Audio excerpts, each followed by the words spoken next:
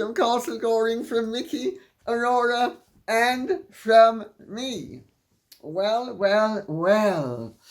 Today I have little bits of juicy snippets for you from on high. So without further ado, I am going to plunge right in. But before reading out any questions, I have to read out this comment from Jill Newberg. There's a reason why bank robbers in New York City flee on foot.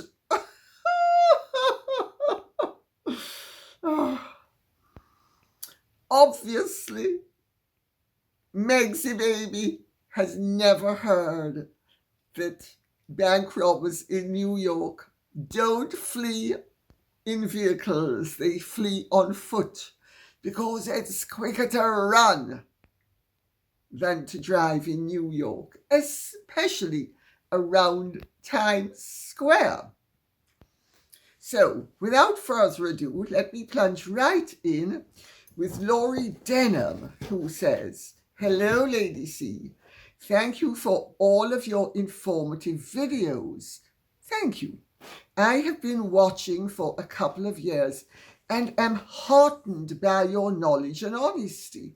Thank you very much. That means a lot to me to hear. I have heard that King Charles's lawyers are in negotiations with Meghan Markle's lawyers for a divorce from Harry, and her starting price is £100 million. Ironclad guarantees on both sides. Silence regarding Meghan Markle's rather murky background and her silence on anything to do with Harry, and no more mudslinging at the royal family. She would get custody of the children and they would eventually disappear from the royal family website and from the line of succession. On one hand, this seems fantastical, and on the other hand, as so much of this situation is fantastical, that it could be just another chapter in this story. Is there a whiff of truth in this, or is this just another rumor? Thank you again for your thoughts, and much love to you and your lovely dogs. Laurie Denham, yes, those are the rumors. And my understanding is that sometimes where there is smoke, there is fire.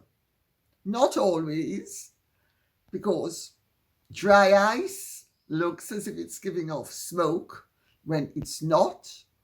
But this time we're not dealing with dry ice, we're dealing with fire. Nicholas Soames has had his name mentioned in this. Now, I haven't seen Nicholas Soames for years. His sister Emma used to be a chum of mine and was wonderfully helpful when I worked at the Libyan embassy in the 70s as the Libyan ambassador's private secretary. Emma has been a very eminent journalist. Nicholas is a great friend of the king and has been for the whole of his life. His mother, Mary, was Winston Churchill's daughter. His father was Christopher Soames, who was a Conservative MP. Nicholas's first wife was the sister of Mikey Glamis, as he then was, the late Earl of Strathmore, who was Queen Elizabeth, the Queen Mother's great-nephew. They were sisters, Isa and Catherine Wetherall. They were cousins of my great love, James Buchanan Jardine. So I suppose you could say the tentacles go back decades. Oh,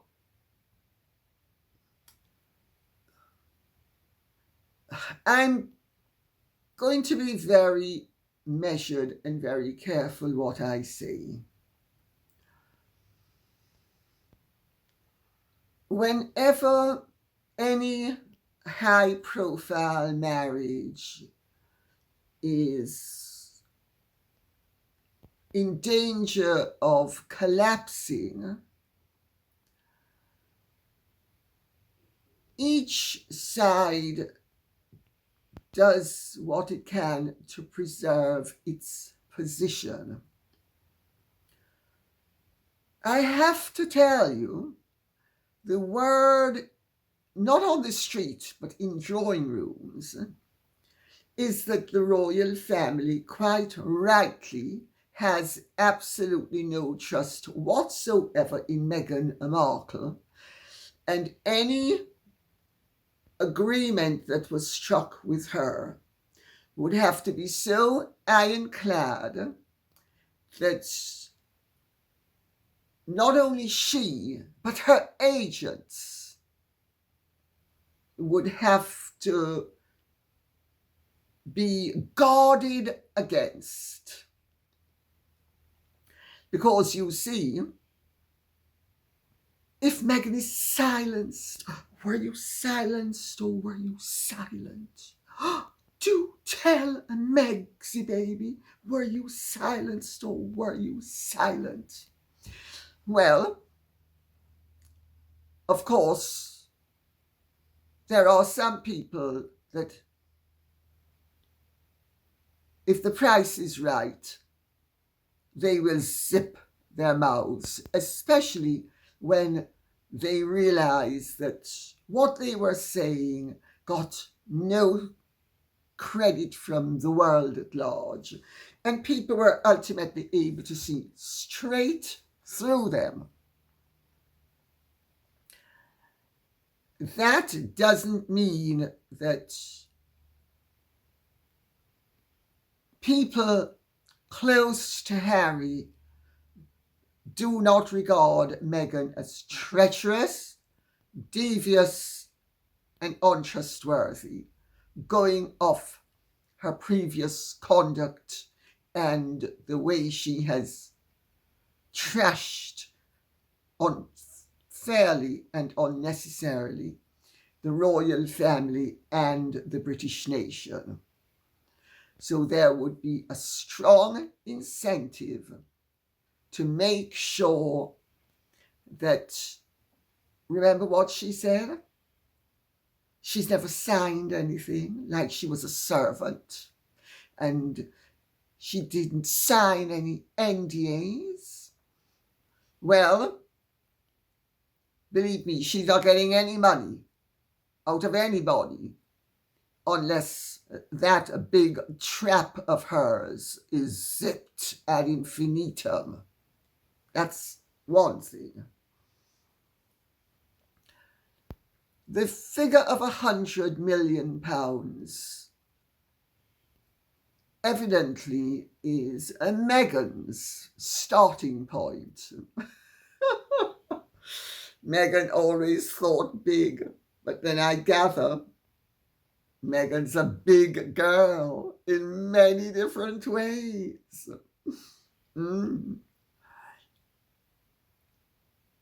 Anything and everything is always open to negotiation, but you can depend on it should there be a separation and a divorce.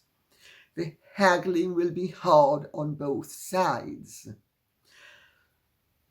Now, there are certain cards that the royal family has that are invaluable cards,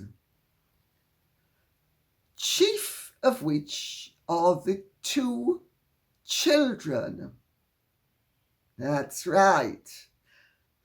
Megsy baby might think that they are her insurance and that they can be used as a coach and horses to ride roughshod over the royal family and its rights. Not quite so. And for some time now, as I'm sure all of you know, I have been, I'm picking my way around this subject very carefully, aware of matters that could emerge and that truths that could float.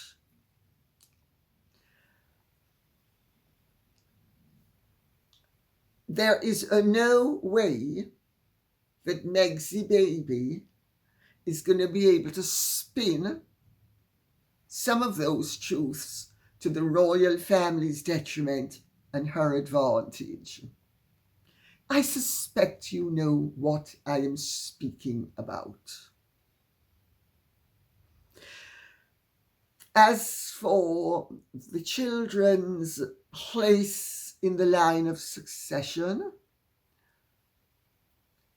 if you are hearing that ultimately they would be removed from the line of succession, that would not be such a remote possibility as to be non-existent. The whole matter, not only of the parting of the ways, but of the resolution involving two innocent children who didn't ask to be brought into the world, whose stories have been very, well, let me put it another way, whose very introduction to the world has been fraught with question and mystery, all emanating from Meghan and the way she behaved. Now, if Meghan thinks that she somehow has aces up her sleeve, and I know that she's a brazen and that she will try to brazen everything out and nothing is ever her fault and everything is always somebody else's responsibility. Well, there are certain things I can't say, but let me put it this way. There is no narrative that Meghan can come up with that would taint the royal family's reputation in the long run, because Meghan's behavior is the thing that is the issue. And Meghan has so sullied her own reputation and so demeaned herself in the eyes of people who were her supporters, one of whom is speaking at the moment, because I was an early supporter of Meghan's. I am not unique. If you read the comments on these episodes, you will see that there are tens of thousands of comments from people of colour who are very critical of what Meghan has done, how she has behaved, what she has said, her attitudes. People are not blind. They know that Meghan Markle walked into the royal family embraced by the family and the British people. And she is the one who, of her own accord, has destroyed her platform. She can want £100 million till she's blue in the face. And everything with her is inflated. Everything. Her ego, her demands, the reports of her earning power. Netflix was going to pay her 120 or 150 million. Spotify was going to pay her 20 or 30 or whatever million. All rubbish. All overinflated.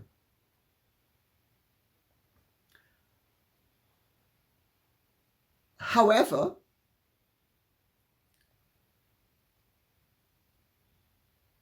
only a fool, and I'm choosing my words very carefully, would be blind to the fact that Meghan Markle is a greedy, aggressive, really rather boundaryless troublemaker,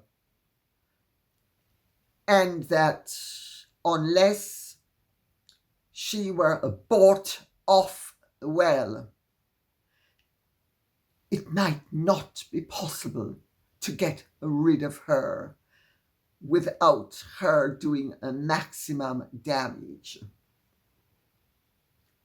But for every ace that she thinks she has, it's actually the absolute opposite of an ace. Because what she thinks is a negotiating tool that would be awkward for the royal family and the British institution of monarchy, actually would be her downfall. She's not going to be able to play certain cards very easily. And also, the whole thing could be academic, because revelation comes in many ways, many shapes, and many forms. And even if everybody denies the obvious, all citizens of the kingdom where the emperor is walking around naked, professing to be gloriously built with wonderful raiments, and he's a puny little creep with absolutely no clothes on. The citizenry sees it. The citizenry knows it. And I can tell you, as a fact, that what she might regard as her greatest aces in the hole would actually be the very instruments of her devastation.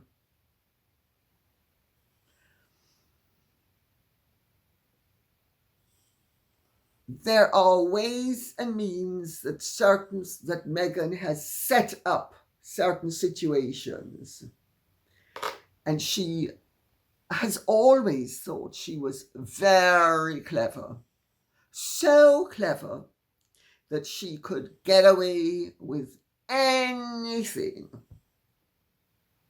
The moon's a balloon. East is west. White is black. Cruelty is humanitarianism. I have said it. It is so. You've got to agree with me. And if you don't, you're a horrid, evil racist. The game doesn't work anymore. The problem with exposing yourself, as the emperor did with his new clothes, and as Meghan has done with her new clothes, is that everybody except their die-hard, insane followers can see what is going on. And believe me, if you think Meghan has cards, the family has far more cards in its hands. And Meghan is going to discover that there are times when riding a roughshod over everybody and demanding that people bow to you and scrape and crawl over broken glass because you are the great you. No, doesn't work. Meghan has come across greater powers than herself, chief of which are goodness and rightness. To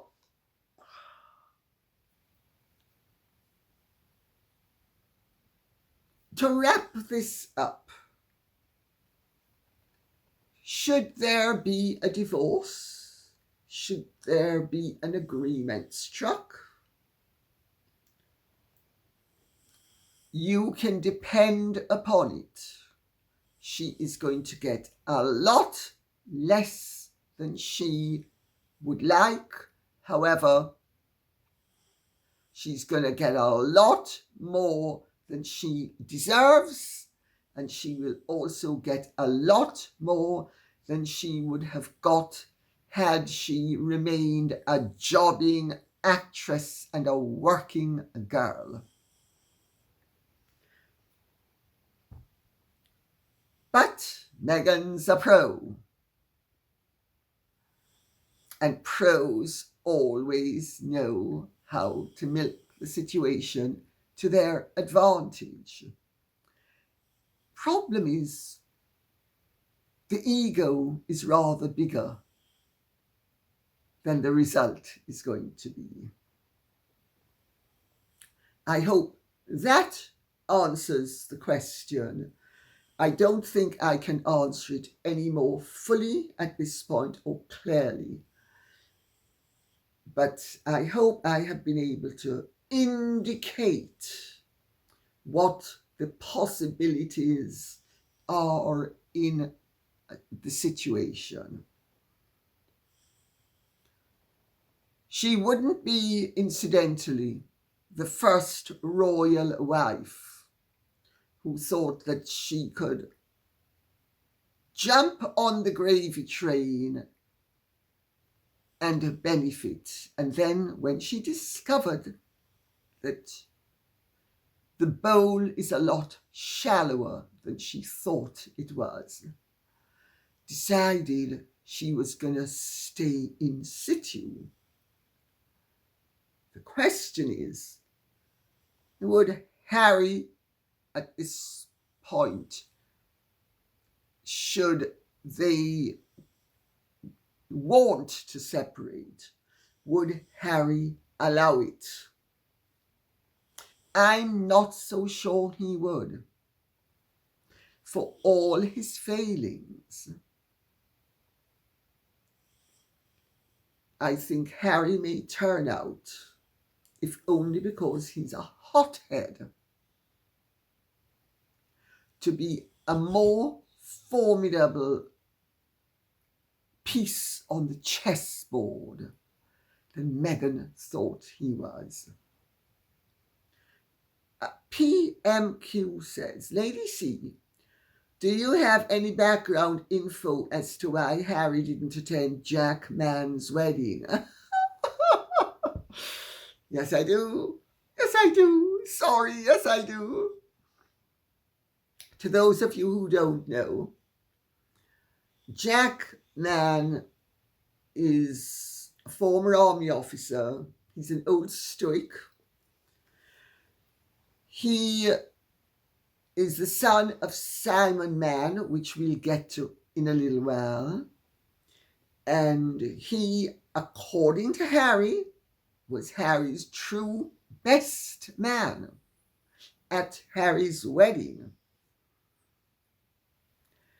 He got married the other day to a girl called Isabella Clarke. And such people as Thomas Van Straubenzie, who is Princess Charlotte's godfather, were there, but no Harry. Where was Harry? We know where Meghan was. Meghan was posing for photographs with Karl Larsen. Where was Harry? He certainly wasn't in Suffolk. He certainly wasn't at St. Peter's Church in Sutton, which people would have thought he would have been at. But there are reasons for why Harry would not have been there. Jack Mann is solidly army and ex-army. Harry, according to my information from very senior officers in the British Army, has generated such distaste within the army as a result of his conduct that nobody wants to be around Harry. That is what leading members of the army, past or present, have told me. So right there, Harry knows that if he had shown up, it would have been a very discomforting exercise, because he was going to show up in a crowd where he wasn't welcome. He had formally been welcomed, formally respected, but is now reviled. That's a strong incentive to stay away. Another strong incentive to stay away is the state of his marriage.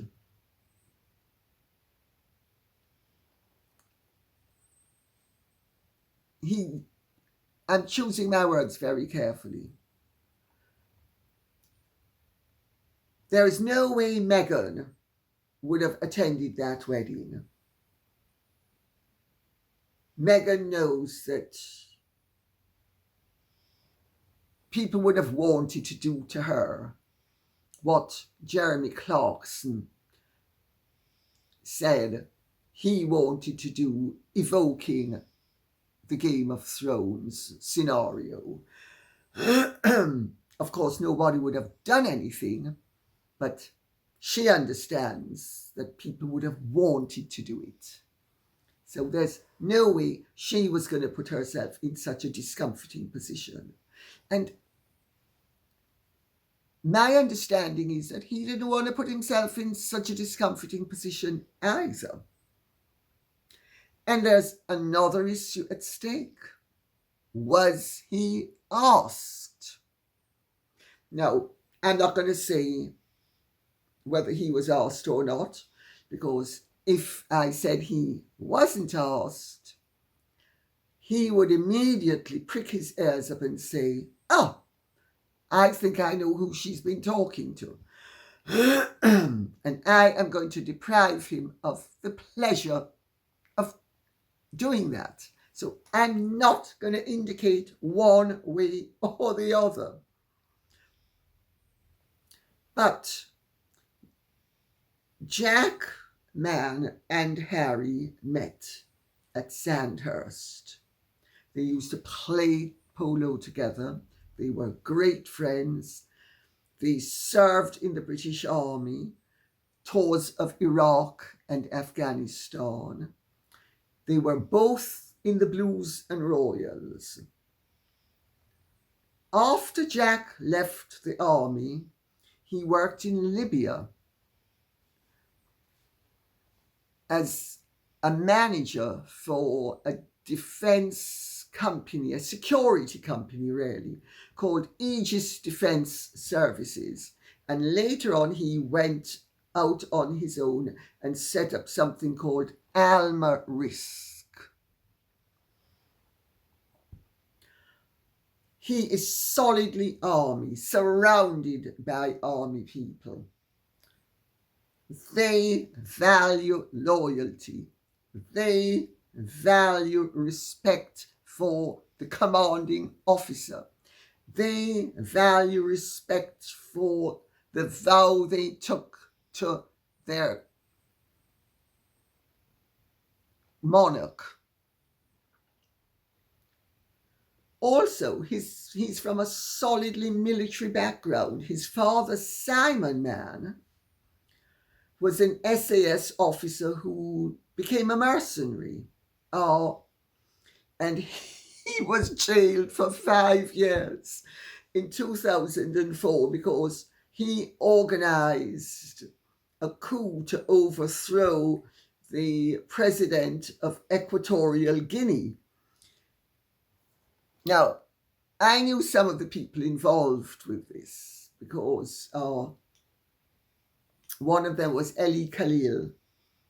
Eli Khalil was a very rich Lebanese businessman. His first wife, Dodi, who was American, was a friend of mine. I haven't seen her for years. She used to live in London. She went back to America. His second wife was, again, Lebanese.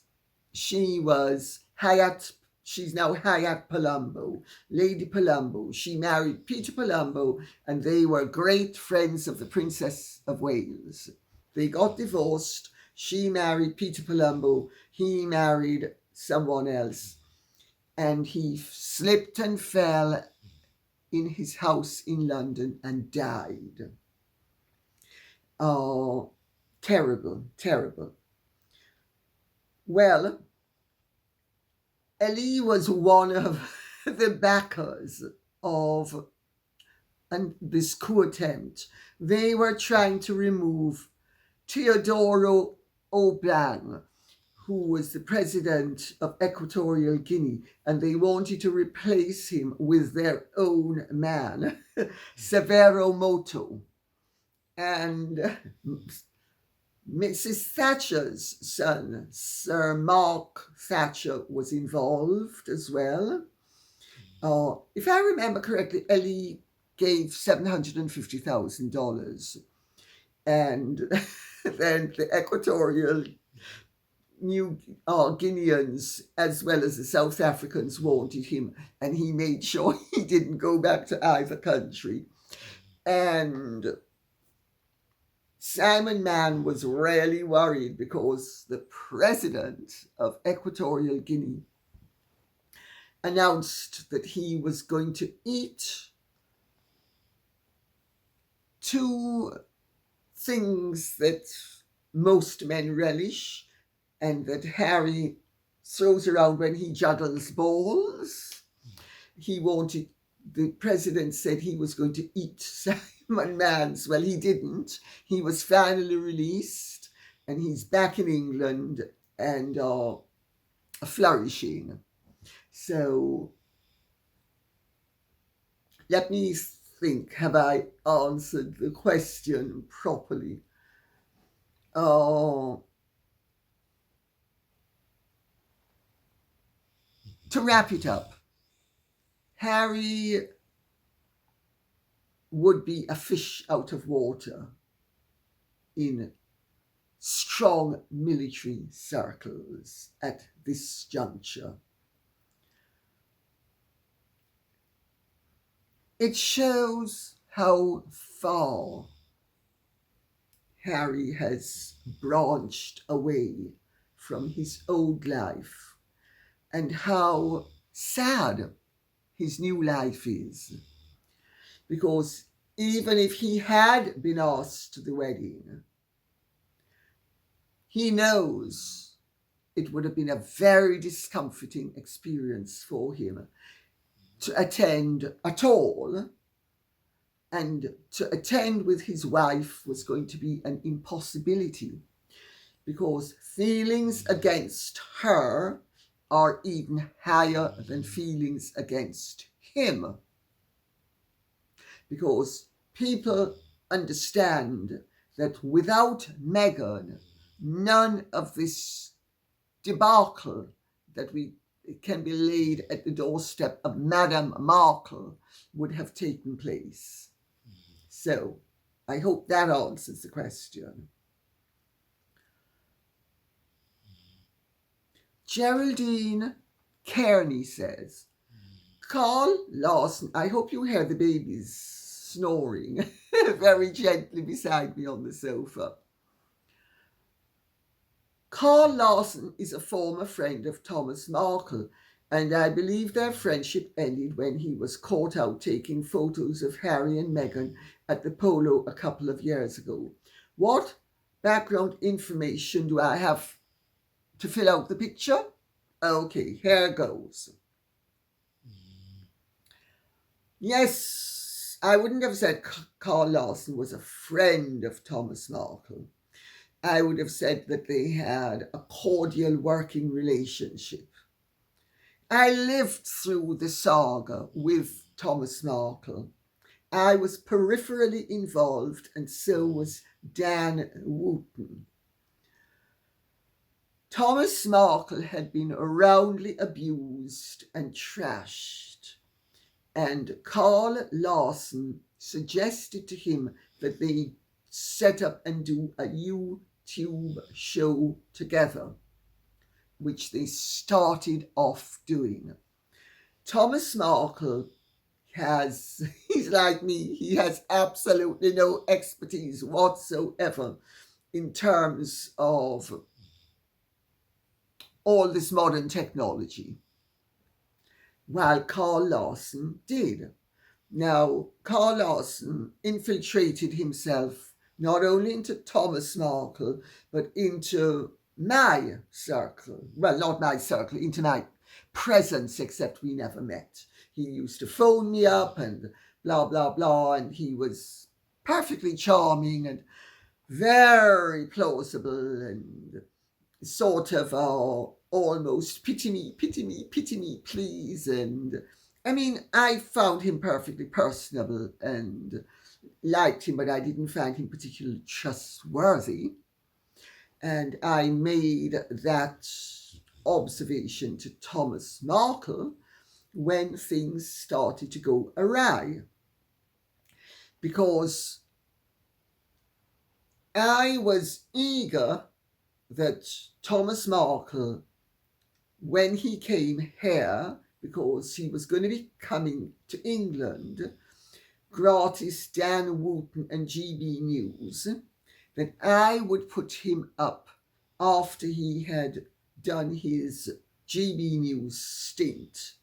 I would put him up at Castle Goring, and I was going to take him to Royal Ascot as my guest. I even have his Royal Ascot badge somewhere here. And he, as we all know, he then got ill. But before he got ill, he started to become very uncomfortable with the content that Karl Larsen wished to include in their videos.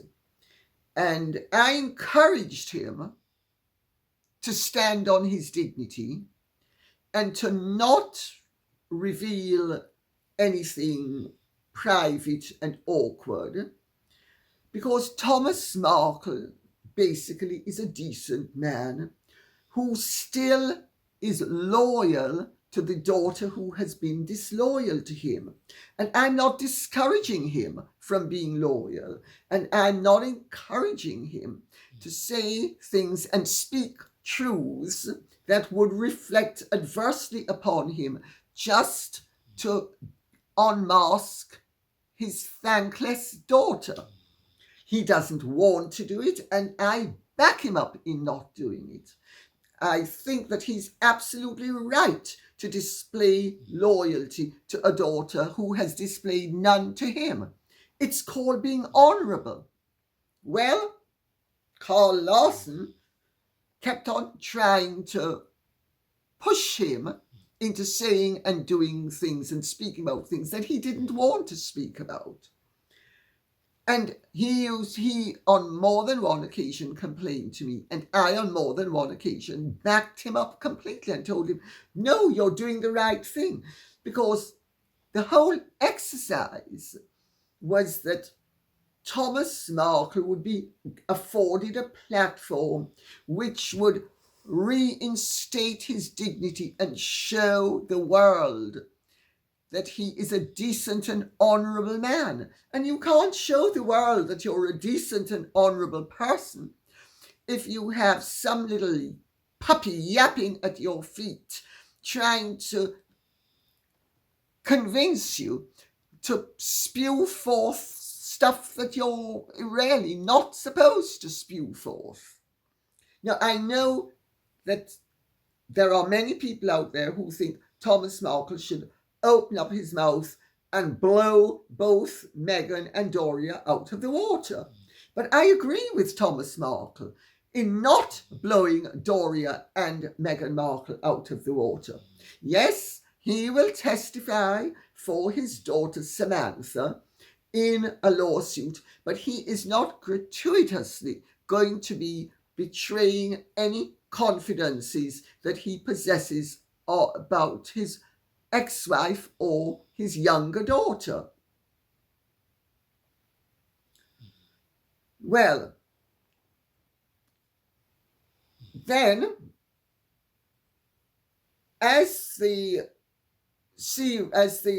there's television, that's YouTube, whatever it's called, show progressed, and they only did it a few times.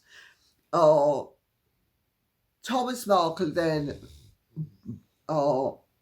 became quite resistant at being led down paths that he didn't wish to go onto.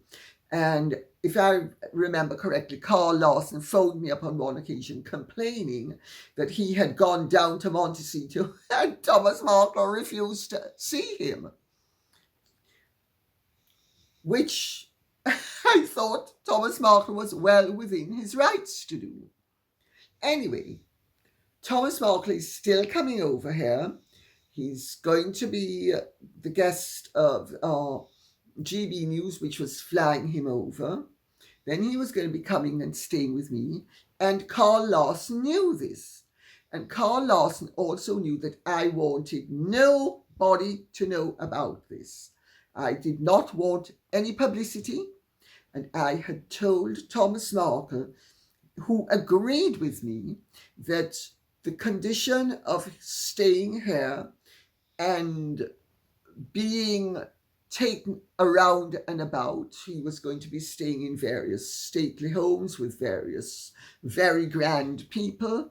He was going to be welcomed in households that Meghan Markle will never, ever see the inside of ever again. Let's put it that way. And it was going to be a way of restoring the dignity that he deserves. And it was going to right a wrong that had been done to him. And then Karl Larsen decided that he wanted to cut a deal, and he wanted to be included in arrangements that he had no place being included in. And he was trying to convince Thomas Markle Sr. to cut a deal with the Mirror, which Karl Larsen has an into. Well, I was suing the Mirror That's the first thing. But even if I hadn't been suing the Mirror, I was still going to resist it on the basis of the fact that it was going to be undignified. And this wasn't about Thomas Markle getting publicity. This was about Thomas Markle's dignity being restored.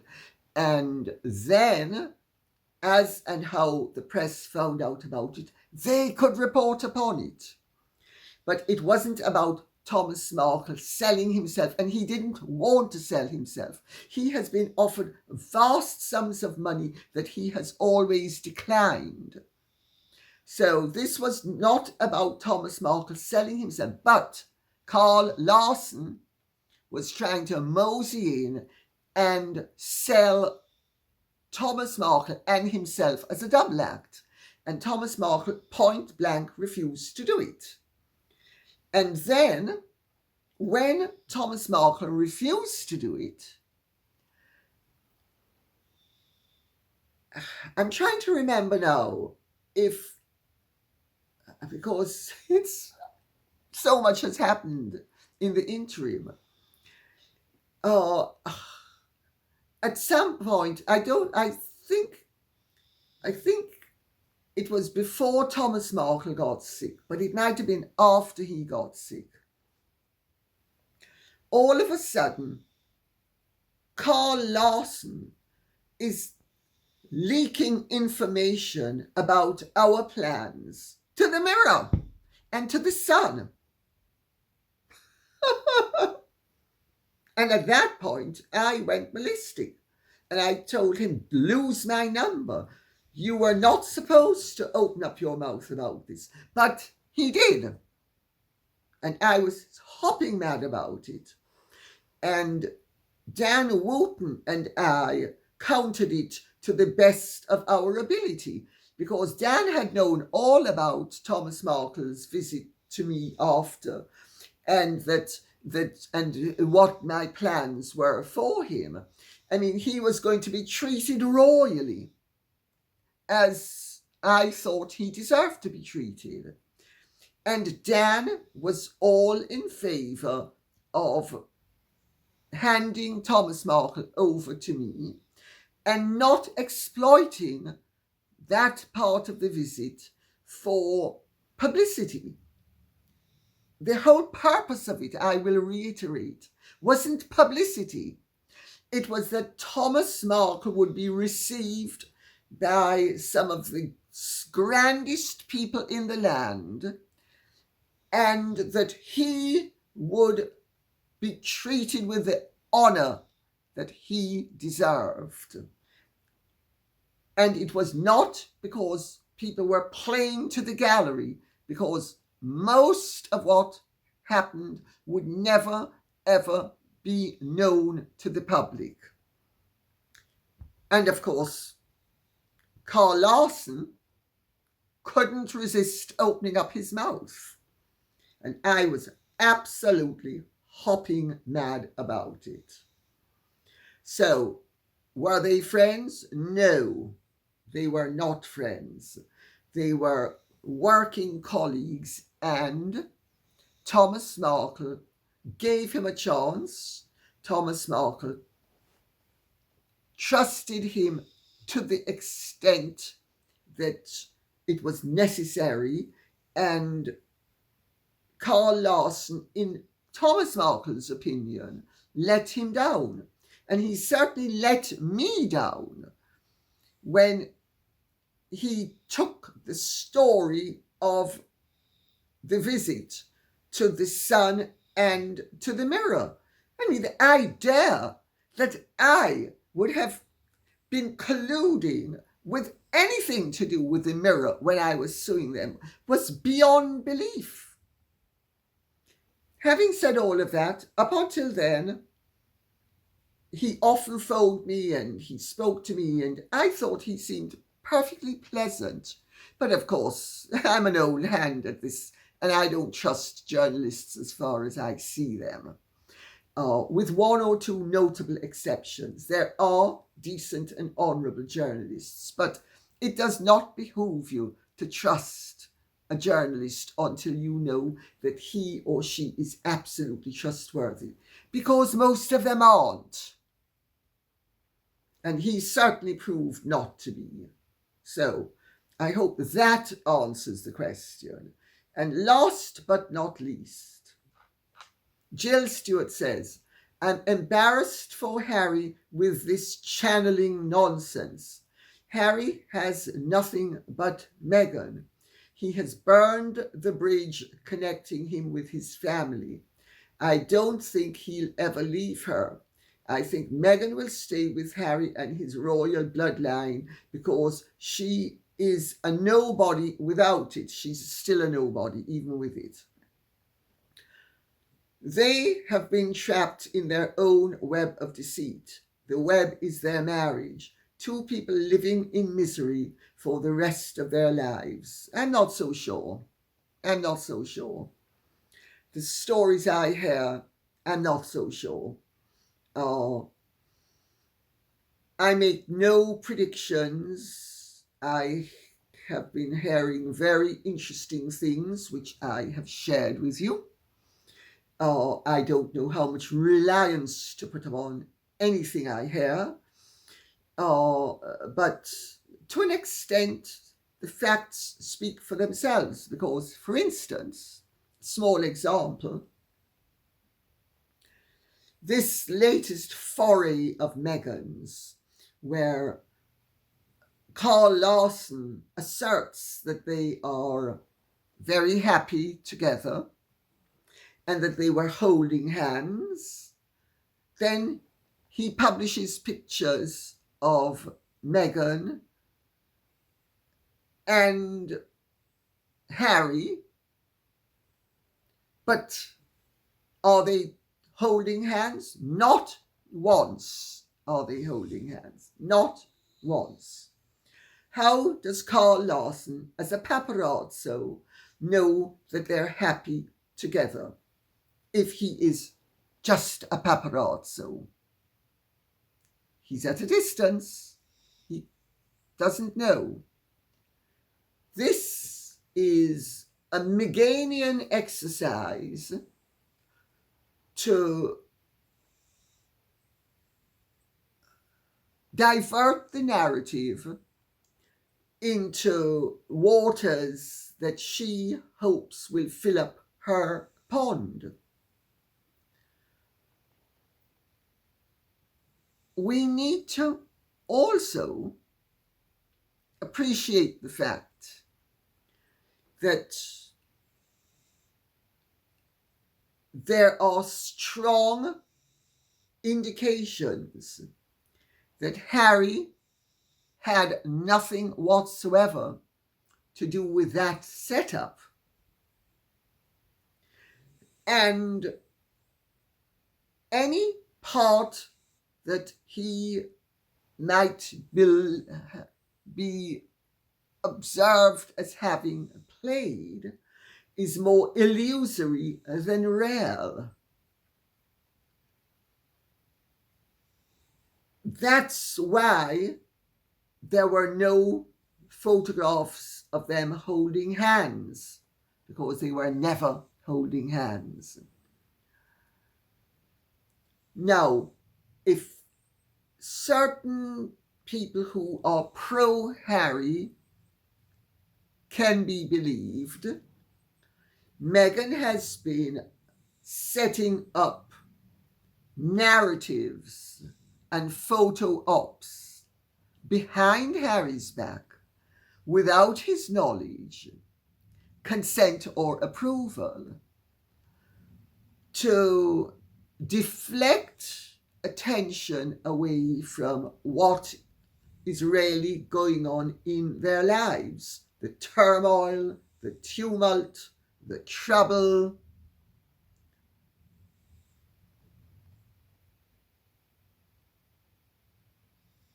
Evidently, if what Harry's friends are saying is true,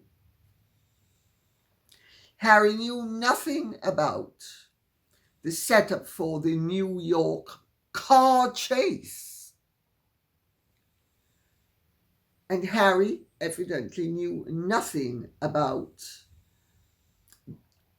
this. Oh, we're so happy together and we're holding hands, and no photographs of them holding hands.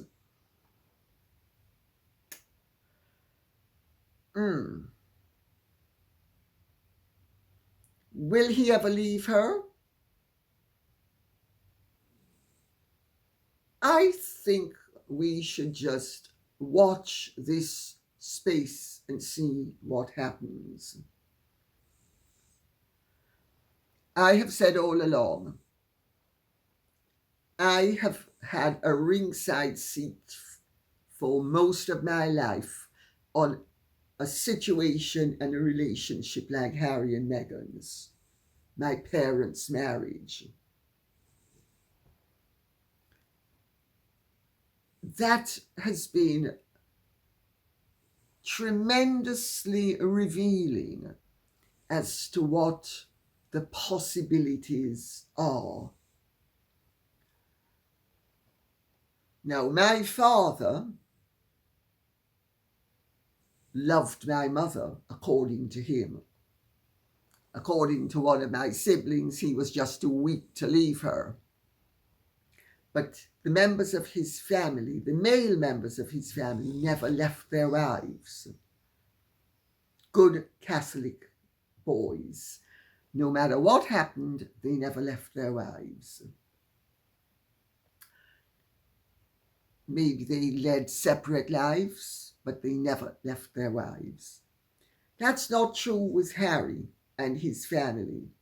There have been many divorces in Harry's family, and the world is much different now from when my parents were alive, and my father's world is entirely different, and the values of my father's world are entirely different from the values of Harry's world, and Harry's values. My father would never have betrayed any member of his family publicly, and the way Harry has betrayed his. However, if what one is hearing is true, and one has to take everything that one hears emanating from Montecito with more than a pinch of salt,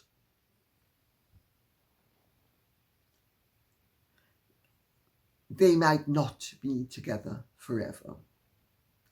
I'm not a fortune teller. I'm not taking bets on it. I don't have a crystal ball. And I believe in going with the realities of a situation. I don't believe in predicting or speculating. So, on that note, I'll say I hope this has been of some interest to you. If it has, please remember to keep the questions and comments coming in, and they can cover any other subject as well that you find interesting. Okay? Thank you so much. God bless. Bye-bye. And if you have really enjoyed this, would you care to like, share, subscribe, press the notification bell, and Godspeed.